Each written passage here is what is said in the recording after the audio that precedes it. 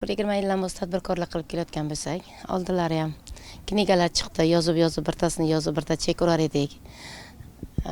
Ancha qiyinchiliklari bor edi. Yildan yilga osonlashib kelyapti. Xolis paynet ilovasini o'rnatib oldik.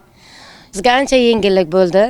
Oldinlari biz hisobot berib, buxgalter olib, ozgina ishlarimiz qiyinchiligi bor edi. Bizlarga qulaylik yaratilgandan bo'z, hisobotlarni o'zi berib boryapti. To'lovlarimizni o'sha bilan to'layapmiz. Bizlarga ovoragarchiligi yo'q. Xaridorlarga xarid chekini o'sha orqali beryapmiz. Yana bir gap, yurtimizda yashirin iqtisodiyot ulushini sezilarli darajada qisqartirish, soliq solish bazasini kengaytirish, jismoniy shaxslar uchun qonuniy faoliyatning jozibadorligini oshirish maqsadida tadbirkorlarga soliq ma'murchiligi yo'nalishlarida raqamli platformalar orqali ham turli yordamlar berilishi yo'lga qo'yildi.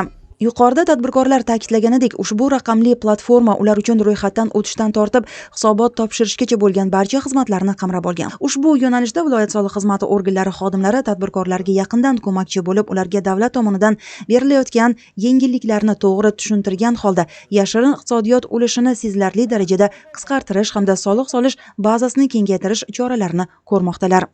Yashirin iqtisodiyotni oldini olish, tadbirkorlik subyektlarining soyadan chiqarish maqsadida viloyatdagi barcha dehqon bozorlari va savdo komplekslari to'liq raqamlashtirishga erishildi.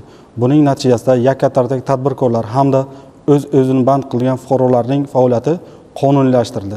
Birgina 2024-yilda 9 milliard 800 million so'mlik savdo rastalari hamda avtoturargohlardan tushum bo'lgan bo'lsa, bu ko'rsatkich raqamlashtirilgandan keyin 2025-yilda 13 milliard 100 million so'mni tashkil etadi. Buning natijasida 3 milliard 300 million so'mdan ortiq mablag'lar qonuniylashtirishga erishildi. Bir so'z bilan aytganda, bugun qonuniy biznes yuritishning afzalliklarini tushungan ishbilarmonlarimizning jamiyatda obro'si va mavqei kun sayin tobora ortib bormoqda.